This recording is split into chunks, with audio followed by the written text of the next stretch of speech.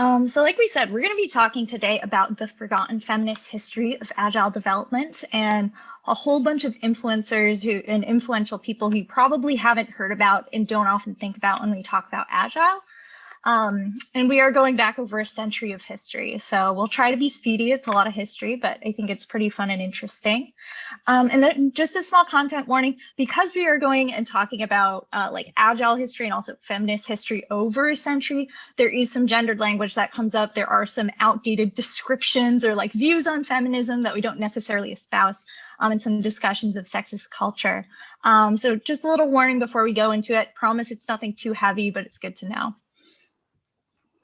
All right, oops. And I am Shannon, like I said, she, her pronouns, and I'm vice president and COO at Game Theory, where I work with Marguerite. My background's in production, so I teach as an adjunct at Champlain with a number of production classes sometimes, and then I also just really focus in on Agile and Scrum. I do project management for our teams, and I just find it so interesting looking back at the different ways that we work and do creative work. So that's really my background. Hey, I'm Marguerite. She, they is fine. And I am the founder of Game Theory. I founded it my junior year of college, which was 2011. And yeah, I do a lot of the design work now at Game Theory. All right. So yeah. So our company. And oh, I'll do sorry. it. It's all good. We both love to introduce. Hello, this is us. Yeah, no, so we create games for learning and research with our company. So a lot of the motivation behind what we do is being able to build bridges between people who have a lot of cool goals and objectives that they want to accomplish around education and social change, but they don't really know how to do it. And then we bring in game design toolkits to help them do that better. So you can see some of the example projects that we've worked on here. We've done stuff around like global skills training. We've done things to, provide mindfulness therapy treatment for refugee populations in Burlington. We've done a whole bunch of projects. Right now we're doing projects around teaching farmers how cool dirt is and all of the ways that dirt is great. And we're also building a project to train people how to build water systems in refugee camps in the Middle East. So it covers a huge range. And overall, it's just pretty exciting for Shannon and I to wake up every day and get to learn something totally new and apply the skills that we love in game development to totally fascinating, interesting areas that are completely different than game development. And that's pretty much what we do. Yeah, and it's really interesting too, because we work with so many different groups and also a ton of just different teams and contractors. Like you can see, probably some of you are even in these pictures. We just use Agile in a bunch of different ways, and we have to really think hard about how we work with other people and what's going to be effective. So this talk is about Agile. So what is Agile? I'm going to assume, maybe wrongfully so, that most of you coming to this talk probably work in the game development industry and have at least heard of Agile. If you haven't, maybe you've still just heard it as kind of like a tech buzzword. Agile is a way of working, but when you think of it, really what I'm curious is like, what is your first impression when it comes to mind? I think it's different for many people, but I think for a lot of people, what comes to mind is kind of something like this. So, it's kind of corporate. It's like, you can see how stressed this lady is running Scrum cycles. Like, it's really fast and exciting and crazy innovative. And it can feel a little technical and scary too. I think for most people, when you think of Agile, it can sound intimidating, especially if you are just learning about it for the first time and hearing about it. And also a lot of times it feels kind of like this. So when you think of like, who does Agile, like here are some of the pictures I pulled off of Google. It's a lot of like guys thinking really hard and like pointing at charts. There's so many charts, so many sticky notes. Like you need like 3 rooms worth of space to be able to put your plans out and like move them around, like sticky notes everywhere. So it is like really chaotic. And the other thing is that it always feels like there's a wrong way to do it, right? Like it feels like nobody's ever doing it right. And that the idea of right is really particular and specific, and that you kind of have to be in part of the in crowd to understand what agile is and how you're doing it. So it kind of feels elitist and exclusive at times, and it can also sound kind of expensive too. So, a lot of industries have actually sprung up around agile and technology and doing work in this rapid way. And so a lot of people do make a lot of money off of teaching other people agile. And I think part of being able to do that is making it seem like this special, sacred thing. I think that these are all things that can come to mind as part of the culture around agile. And what I would hope is that, when you work in your own teams, this isn't what it feels like. This isn't what you've experienced, but it definitely can be how it feels. So quick disclaimer, I promise I'm not here to ruin Agile. Like, that's not what this talk is about. I'm not here to hate on it. But there is really a lot that we can learn about the story that we've been told of Agile, and especially the history that kind of popularized it and who that history leaves out. And like I said, like, even though Agile sounds kind of elitist at times, and like it's a really particular specialized kind of work that can leave people out, it really doesn't have to feel that way. It is the way that I work with my team. In the workplaces I've been in, it can be a really positive culture. So I hope that's how people relate to it. And I would say the goal of this talk is to help you relate to it even more in different ways and to understand some of those common elements that might feel more opening and inclusive than maybe how we often think about Agile in popular culture. Okay, so let's talk about how it started. Yeah, so in order to understand sort of why Agile came about, it's important to understand what came before, and what preceded Agile was a process known as waterfall, which was following this very sequential process to building technology in particular, right? So you would sort of start with analysis and move through it. And let's see, next slide, I think, Shannon. Yeah, so you would basically, it's this process of recreating and mirroring an ideal form or an ideal process. So it's like, I picture something, I go through picturing it in a couple of different stages to make sure it's absolutely perfect and flawless and nothing could go wrong. Then I'm going to build that absolutely perfect, flawless thing in like 3 steps. And then I'm going to test and finalize and cement that absolutely perfect, flawless thing, right? It was based off this idea that there is a right way to do things and there is a wrong way to do things. And we are going to do things exactly the right way. And if we do it exactly the right way and we follow these steps, A, B, C, D, E, every single time, no problems, it's done. We did it, which obviously led to some challenges. Yeah. Yeah, and it's really crazy. Like, if you look at some of these examples, these are examples from like original waterfall documents from the 80s. Like this one here is a plan for how to build software. I don't know what it means. Somebody did. They're really interesting. And here's like the full breakdown of how to do waterfall correctly. So it's really interesting when you go into it. It was really technical and hard to do, and things went wrong because it's impossible to build something perfectly from start to finish.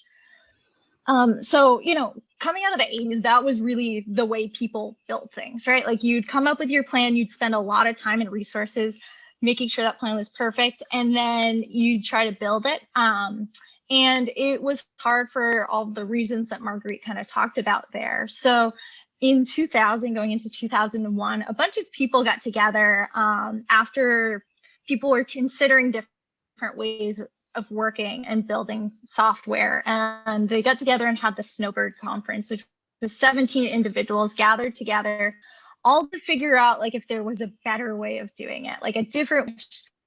And this is where, as people often hear about it, Agile was born. So coming out of this lightweight conference, these guys all get together and they came up with a list of 12 principles and 4 values that explain how you can work rapidly and iterate to create something that's better, that's more changeable, that's responsive and reactive. And these are what they came up with, right? So for their values, they really wanted to value individuals and interactions over processes. So it was about the people first. It's about making sure you had working software, regardless of whether or not it's actually documented. If it works, like that's the number one thing. Working together with customers over coming up with contract and specifications, and then responding to change over following a plan. And these were, big departures from what was being done with waterfall software development in the time. And this was focused specifically around programming, extreme programming, and all sorts of different software development specifically. And you can see the people who signed it there.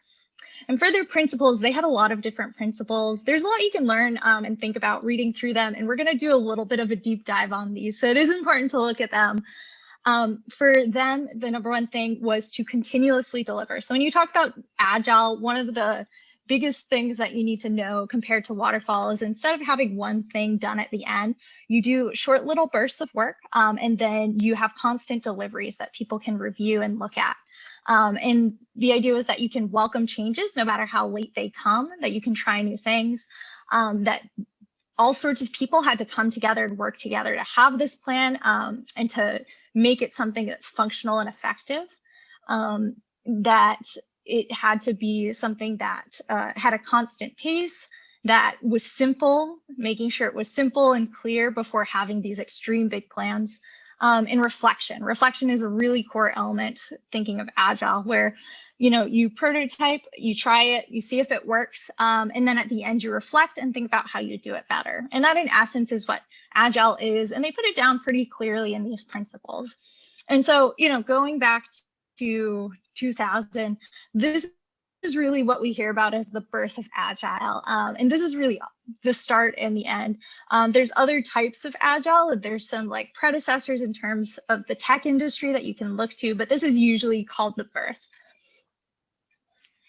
And Alistair here is the person who organized everyone, got them together. And when he talks about the history, he says, before you claim to understand it, you need to interview all of the 17 people who were there. And I think that it is really important for this talk to be able to understand who those people were and what it was actually like, right?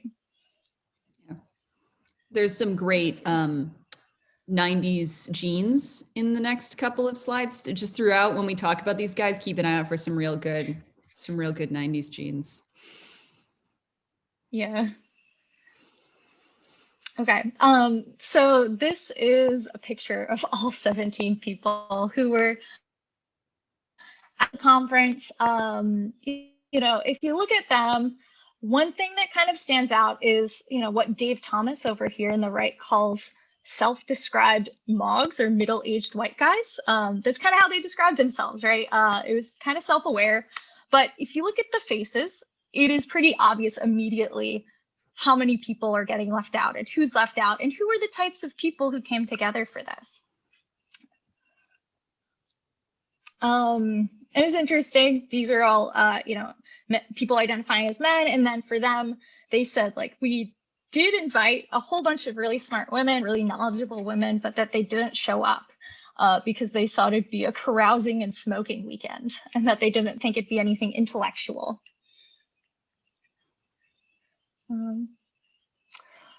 And it's really interesting. And these are all quotes I'll say too from people who were there. This is how they're describing the day of events and things like that.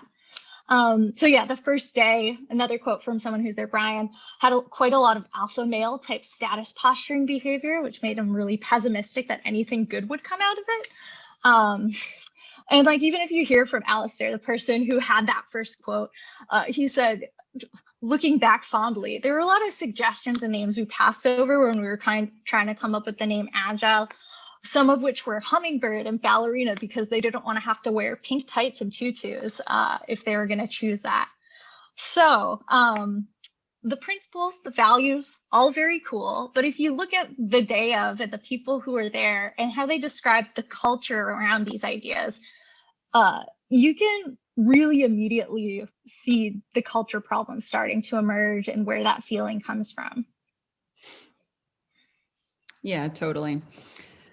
So what this leads to, right, is that a culture problem has existed for about as long as the word agile has existed. It paints a picture of a really specific type of culture and type of creating, particularly creating within technology, that can feel kind of exclusionary in a lot of ways.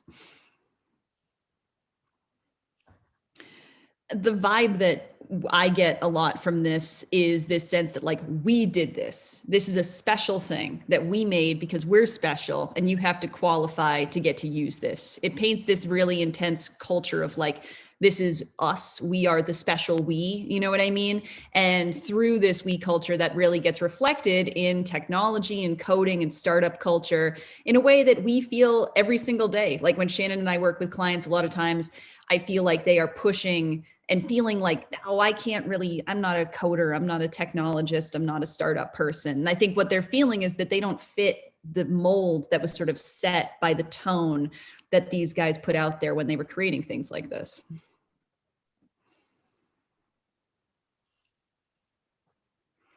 And ultimately, Agile is an artifact of this time in the early 2000s that was this sort of like hyper innovation culture. And when we look at innovation and what people talk about with innovation, they're talking about creating something totally new. It's a novelty, it's a new method or a new device, which I think is interesting. Because is it actually new? Well, no, not so much. And we'll explore that some more. Yeah. So for this, like, despite this being called such a new thing and such a new reactionary thing that changed the industry and has been used like throughout industries, especially ours, for the last 20 years, there is actually a lot of history that came before it that shaped, these agile principles in terms of design and how we work. And so what we're going to do is we're going to take a look back at some of these.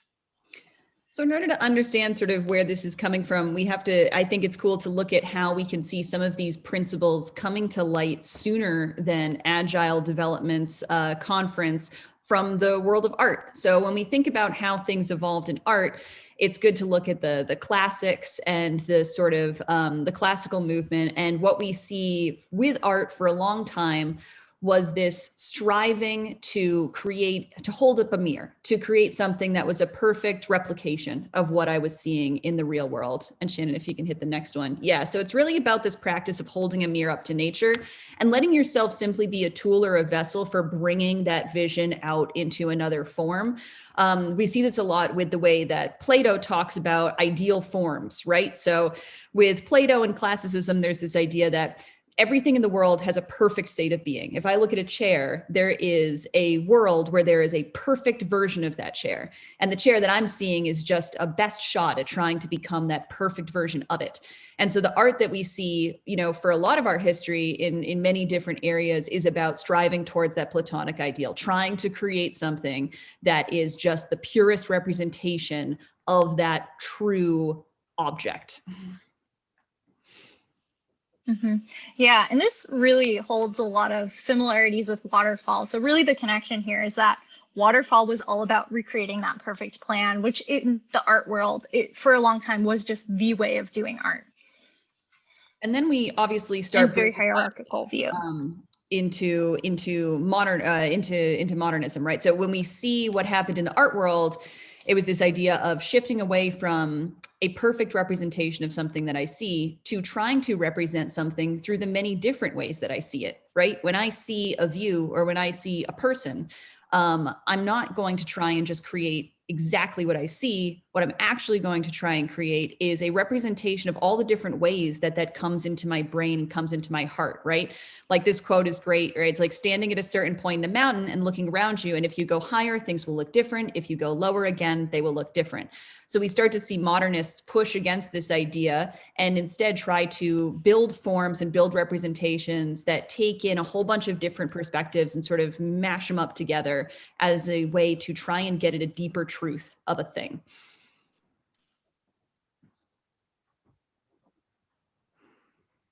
Which you can see clearly sort of. And if you compare that, okay. Sorry. No, you go ahead, Jen. Yep. Cool. Yeah. So going on, so really modernism and then later postmodernism is all about breaking out of this rigid hierarchical view of creative work, right? As opposed to having a specific plan that you follow exactly, perfectly from start to finish. It's about what we can do to explore different ways of working and experimenting. And if you look at some early modernist and then later postmodernist artists speak and write about their own creative theory, you'll really quickly start to realize the similarities between what was like invented in 2000 versus what artists have been doing for the last century. So one standout example is Virginia Woolf, who is, a very well-known author, a feminist author. And here's one of her quotes from the 40s. To make ideas effective, we must be able to fire them off. We must put them into action. So when you look at early modernist authors and creatives, one of their biggest things was experimentation. As opposed to following a plan, it was about having fast experiments, doing something quickly without planning ahead of time. It was about just creating something. And Virginia rejected all of these rigid structures, which was for writing before her, an expectation as well as it was for much art. She believed in having something that was impulsive and new. And one of her formats of writing that, she was really known for was stream of consciousness, where it would just follow a train of thought from start to finish without much planning beforehand. And it was very technique oriented, but for her, it wasn't about like having the structure. It was about what forms brought forth value and what led to the most creative understanding. Another person who is a great example of especially the modernist approach to this is Georgia O'Keeffe, mother of modernism. I'm sure you've probably seen plenty of her paintings before. For her, it's really interesting. She talked a lot about her painting style as fragment. So if we look back to like the classical approach to art and realism, before it would be a very specific transcription of a vision. So if you looked at a landscape, you'd try to get as much detail as possible and get it exactly right, again, like waterfall. And for her, what she did is she would pick out a fragment, so one small viewpoint, and use that to capture the feeling and the expression of something instead of the exact replication. And what she found is that doing that and painting in fragments seemed to make her statement as well or better than the whole could. So it was really view oriented, and it was really about like capturing a feeling or an ideal instead of an exact replication. And this is actually really similar to user stories and how you try to capture a value statement and work at the value in terms of creativity before you get to the planning part. And Toni Morrison, who came much later than them, really perfected this as a postmodernist artist. For her, she always talked about her creative process as not scratching or digging around for something. She's all about prototyping and trial and error. And for her, she believed in being open to situations and trusting that your creativity will come to you. She didn't wait till she had an idea. She didn't do planning. She just went right into it, just started creating, started experimenting, and then tried to figure out what she thought was going to work. She talked a lot about struggling to not have order in her life and orderly spaces. And for that, she focused on discipline over inspiration and creativity. For her, she would just have that habit formed of creating and prototyping. She would often write on little scraps of paper and napkins and save it so that she'd have like little working pieces that she could then mash up together, which again, if you compare that to like earlier manuscripts and like more of an earlier writing style, it was really interesting and creative for her to be able to just write in this like mishmash little way, and it brought forth these amazing creative works. Yeah, and so if you look at these in terms of ideals, they are really quite similar to what we talk about as agile theory now. The constant delivery that we were talking about with stream of consciousness writing, having this rapid fire approach to just constantly creating, and recreating is something that was really agile and was really important in the art world many years ago. And also this perspective shift that we were talking about with like the user stories and the fragmentation, being able to, instead of having this big wide back perspective, look at just one small achievable piece, one little fragment of a picture, and use that to create while gaining value out of that. And also just prototyping and experimenting is so much like how we do agile today. Instead of building it start to finish, you do it in small little bursts. And so this was really the first era. Going into that, we It was, continuing to evolve with pop art and punk with radical collaboration. So I don't know if any of you have heard about Sister Karita Ken. Margaret, did you want to speak about her? Or? Yeah, I can talk about her a little bit. So she's this really rad nun whose art history videos I watched a lot in high school in my art history class. She was a really great pioneer of pop art. And so her whole philosophy was you should, take, borrow, and steal from everyone and anyone. And through accumulating all of these different artifacts that other people have laid out before you, you can then twist them and shape them and reform them into your own conception of a truth, right? And it becomes a greater truth because of its participation in the whole. And so a lot of her work was very screen printing focused. She did so much cool stuff. Like if you want to look up her stuff, she would do these like giant puppet parades that people did where they made all this wild stuff out of just found things. And so, yeah, it was a lot of art does not come from thinking, but from responding. So it was very much about, let's see what's happening in the culture around us. Let's see what's being said. Let's see what's being made. Let me take those things, put them together the way they fit in my head, and then make something out of it. And so I think she's really quintessential of pop art in, I think, a way that sometimes pop art can tweak me a little bit. And I think she did it in a really awesome way of being like, no one owns anything, right? Like I'm taking it and I'm making my own truth from this. And she was a fantastic educator. She worked with so many people during this time to help them build skills and build that collaborative, artistic, creative process, which I think is really neat. Yeah, she's awesome. And she, was also an activist. Actually, everyone we're talking here are like standout feminists and activists. And I don't think it's really any coincidence that is kind of the link of people who are thinking that way, people who are very comfortable and interested in change. And for her, yeah, she was an educator. And compared to other pop artists, she was really optimistic and positive. So she was an activist, but she had this really positive, like happiness-oriented approach, which I really appreciate. And so what we wanted to show you all were these rules that she wrote back in 1967, which was like 30 or something years before like the Agile manifesto that we've been talking about. And it's really crazy. I didn't do the side by side yet, but it's so crazy when you read what she wrote compared to what those principles were in the manifesto. So she talked a lot about trust, which is also something that comes up in the Agile manifesto, where you must find a place you trust. If I tried trusting it for a while. Oh, and as we're saying, all of these rules were rules that she gave her students at Immaculate Heart College for how they can be their best creative selves.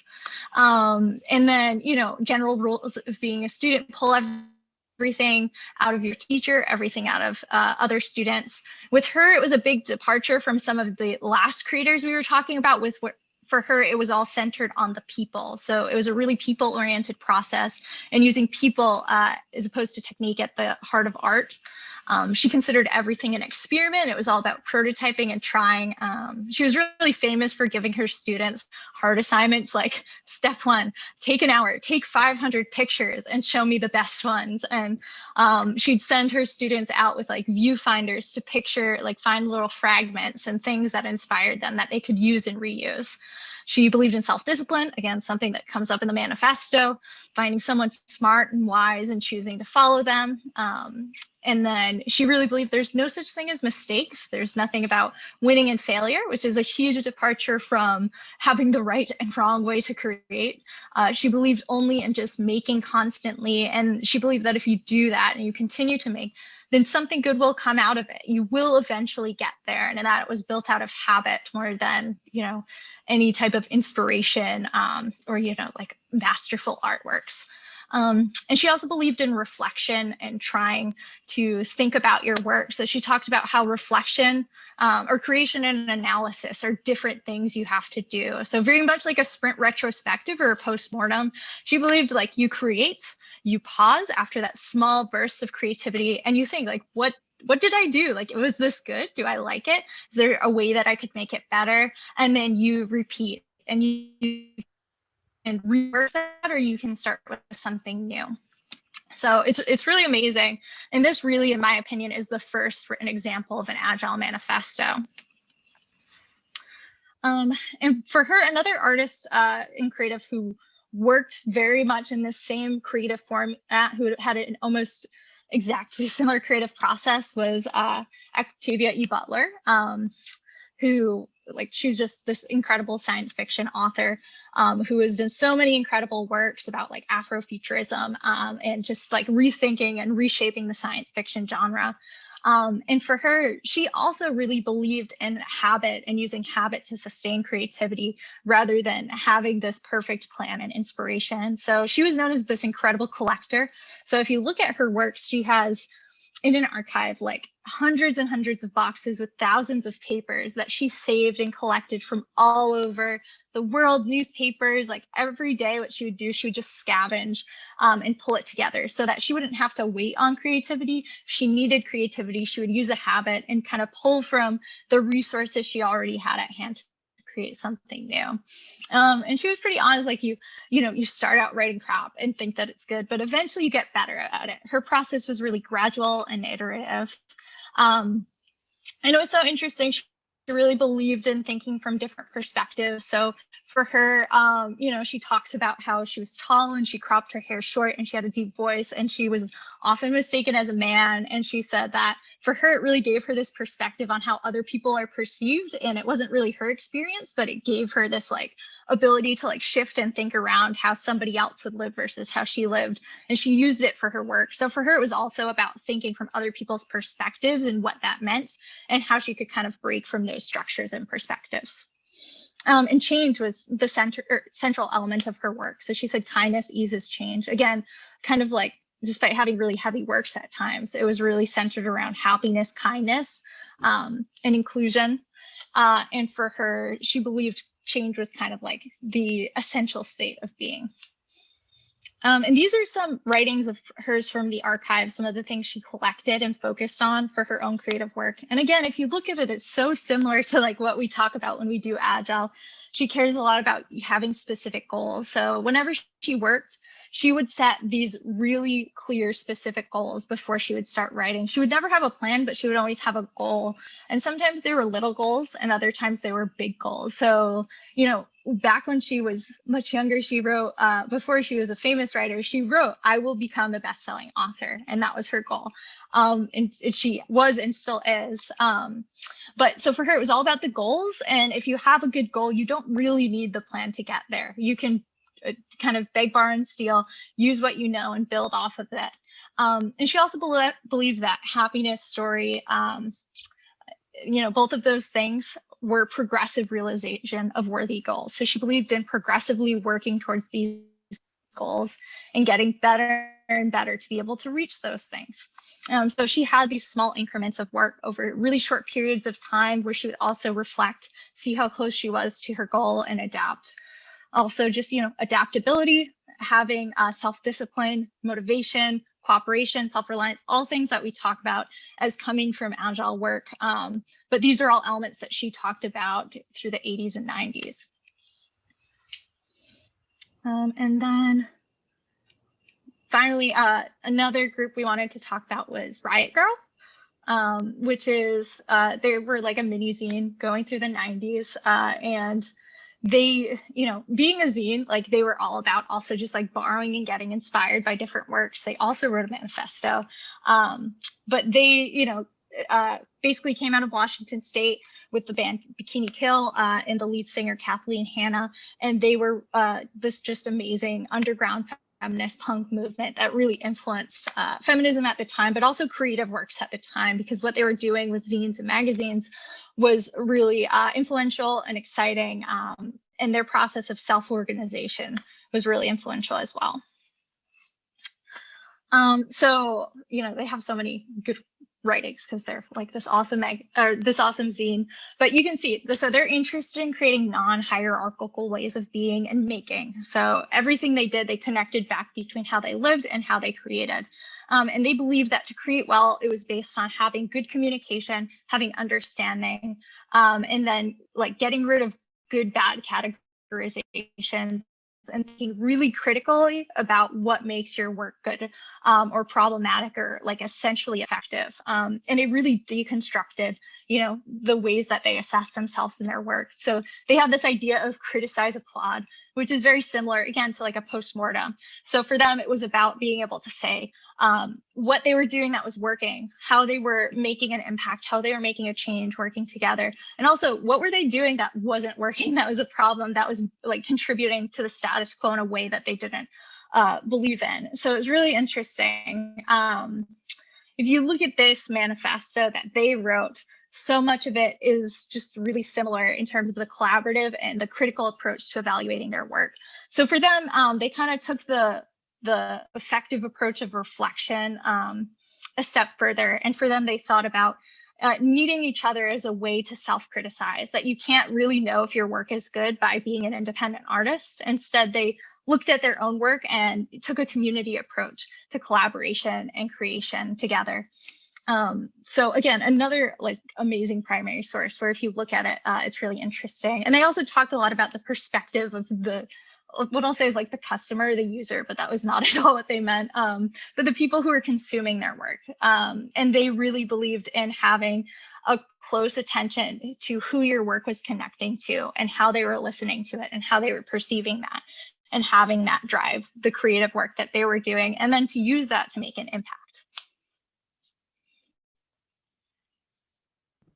So I think like ultimately what all of these artists were pushing at is that you should build on the work of others primarily, and emphasizing that as an acknowledged process, right? When we look at the Agile Manifesto, it's very much this idea of, us 17 guys, we know what's best. We see something that other people don't see. And so we're going to put that into words and we're going to put that out there, and thank God, you know what I mean? Whereas I think what we see from a lot of these artists is that process of acknowledging that you are building on work that other people have done, that you are building on needs that others have, that you are part of an ongoing eternal collaboration was central, which I think is great.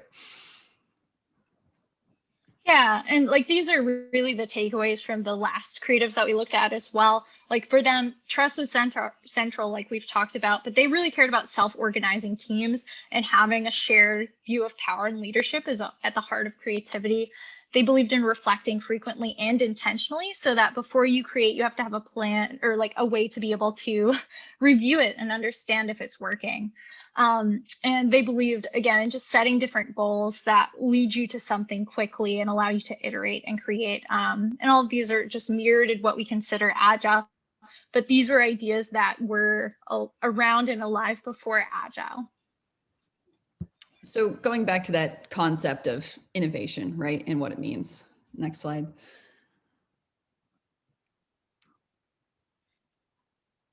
So, we've got this innovative agile process, which next one. Yeah. And this feels right. Like this is the aesthetic. Yeah, totally.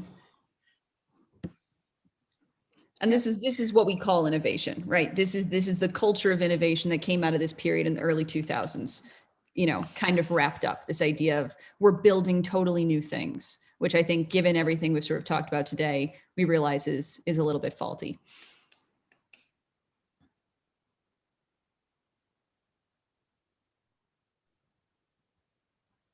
Yep. So instead, if we think, yeah, no, you go through this one, Shannon. Yeah. No worries. I think we're on a little bit of a lag. No worries.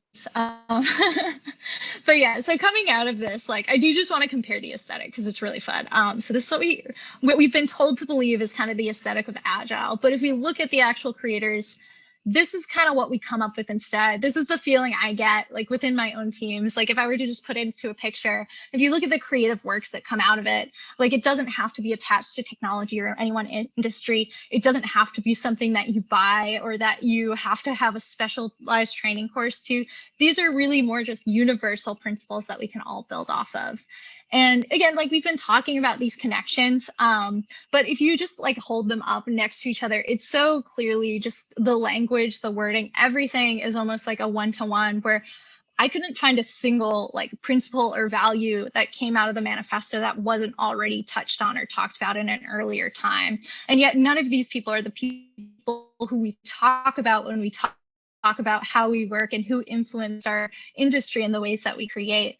And like what I love looking at this side is that this side on the left with how Kent explained it versus the Agile manifesto is that it's just something that makes so much more sense to me. It doesn't feel scary. It doesn't feel intimidating. It feels like a natural fit. And I think for that, it makes it a much easier way for me to create with the people around me and for myself to think about like how I'm doing something and why I'm doing it. And like these are really all the principal takeaways looking at these artists. And it, like again, it's just amazing that this is just a much simpler way to think about these values and principles that I think are way more relatable to the people around us and that can just lend a huge amount of inspiration to our teams from it. So, looking at all of this and thinking about what it is that we really take forward, given this history and where we're at now with agile development and a process we use while making technology in particular, I think that one important takeaway is that marginalized creatives open doors for us all. This is something that I think could have been more recognized in a lot of those, that innovation era, right? It's important to recognize that a lot of innovation, a lot of experimentation comes from creative fields first. And oftentimes that gets sidelined in favor of fields that have a more direct connection to capital. So I think just being able to recognize the fact that these marginalized groups are doing this incredible work, are opening these doors rather than closing them is really important to keep in mind. It's also important for me to take away that zeitgeist has nothing on universality, right? We think about things in terms of zeitgeist a lot because we live in certain eras. And so it's really tempting to be like, okay, yeah, the early 2000s, we were all making shit on the internet. It was a real go, go, go time. The zeitgeist of that time meant we had to be agile. We had to bring it into being. And I think that that's a trap in a lot of ways. These concepts are true and have always been true, right? The fact that we make better when we try small things quickly, that we make better when we build off of each other and work together. That's stuff that didn't just come into being because of the internet culture of the early 2000s. These are things that have been universally true for a long time. And so I think remembering the fact that eras may give us a certain shift in our perspective, may tint our glasses differently, but at the end of the day, when we find something that's true and valuable, it's because it's coming from a universality that is core. And I think my biggest takeaway is iterate, don't innovate, right? Like if we think about the process of creation as a constant form of iteration, which is what agile development is all about, right? It's the idea of starting with a simple thing, looking at it in the context of the world we live in, looking at it in the context of who it's supposed to serve, who it's supposed to be for, what function it's supposed to make, and then building on that consistently, looking at where we live and who's come before us and who's informed us, and always building and growing and iterating rather than emphasizing this process of like a flash in the pan act of innovative genius. Yep, good. Yeah, so ultimately there is no right or wrong agile. There's your agile, right? If you took some stuff out of this that you think is really cool, if we're looking at Sister Corita Kent's principles as opposed to the Agile Manifesto, that's fine. There's not a perfect way to do it. There's just your way of doing it. And there's your way of iterating on it. And it's always going to evolve. Yeah. And likewise, if you still like the Agile Manifesto, there's nothing wrong with that. Like if it helps you create, awesome.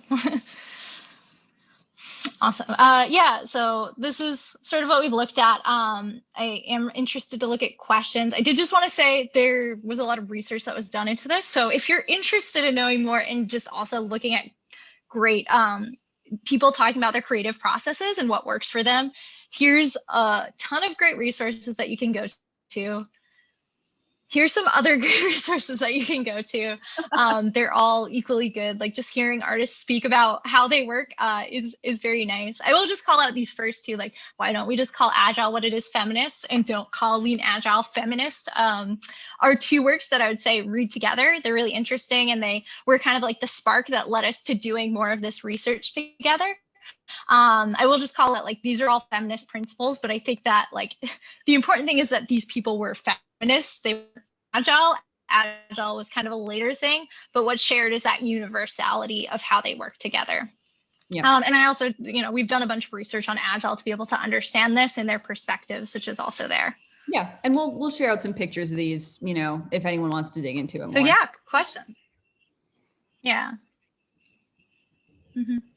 So we have our first question is, how has this knowledge of Agile changed or affected the way that y'all operate at Game Theory? Cool. So maybe I'll go first, Shannon, and then you can go so we don't get delayed. Sure. The biggest one for me is that a lot of times we work with people who think technology is scary. We work with people who want to solve cool problems and want to be engaged in social change, but they're afraid of a lot of these big gatekeeping energies that come with technology and innovation. They get scared when they're like, oh gosh, how do I get my hands around this? And so I think what this has been helpful for us is recognizing that like our instinct a lot of time is to bring those walls down and to talk about Agile as something that is totally flexible and serves a lot of really good purposes, but is ultimately something that works for you in your own way. And being able to learn about this history of it and see all these other people speaking about it made me feel like that was super grounded, right? It made me be like, oh my God, like, of course, like all this stuff that we treat it as is the way that it's actually kind of like meant to be. It was just really reassuring, and it helps us talk about Agile as more of a creative process as opposed to more of a technology process. And that opens up the doors, which makes it easier for people to work with us, I think. Mm-hmm. Yeah, I think that for me, all of those things definitely, in terms of how I work, it's given me more confidence really, because I feel like when I speak about Agile and how I learned about it, I learned about it as this one like meeting in 2000, and it always left me feeling like an outsider, like I'm going to talk about this, but I'm not big tech, so what do I know? And seeing these people who I relate with much more has given me confidence to be like, oh yeah, I know what I'm doing. I know that this is the right way to work for good reasons, and so we're going to keep doing that. The other good takeaway is that when I work with different people and manage, a lot of people aren't driven, surprisingly enough, by the customer. And when you look at the Agile Manifesto, everything goes back to delivering to the customer and to the business. And everybody else other than them really talked about the creative value, the happiness value, the collaborative value of doing work in this way. And for me, I think that those things are so valuable and can be a good inspiration and like a purpose behind how we work. And it also just feels right. Like it feels like when I'm creating this way, it's not because I think I'm going to make the customer happy. That's more like, the outcome maybe, but really I'm doing it because it feels like the right way to work with different people. Yeah, I really like that. I can relate to both of your responses a lot, just based off of what I've learned from this talk. We have one question to actually define Agile. I think someone's still confused about what it means. Yeah, for sure. Let me just jump ahead. Like really what it is it's a way of working. There's a lot of specifics behind it, but the way of working is that rather than having a big plan, I'm sorry, I have to go way back to the beginning. Rather than just having a plan that you follow from start to finish, it's doing like setting a goal, creating it very quickly with a small group of people, like over a week or a couple of weeks, doing like it as an experiment, reflecting to see if it worked, and then going back and redoing it, right? Or to try something different based on that. So instead of just doing something once correctly, it's the idea that you can quickly respond to new things that are coming up by like constantly reflecting on your work and looking at it differently and doing it in short bursts rather than like doing this one long stretch of building.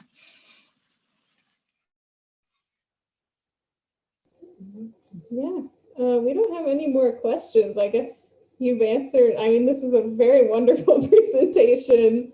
I feel like you went kind of like you've tied so many concepts in. Yeah, this, as Yona says, this talk was fire. So thank you so much, Shannon and Marguerite. I guess we'll have a little early break and then come back at 4:05. Awesome. Thank you all so much. This was such a fun excuse to put this talk together, getting to give it to all of you. Perfect environment, you know? Yeah, you all are like, we just knew this would be like the perfect people who would be excited for it. So I'm glad you're excited. We're excited. Thank you, everybody. Thanks, everybody.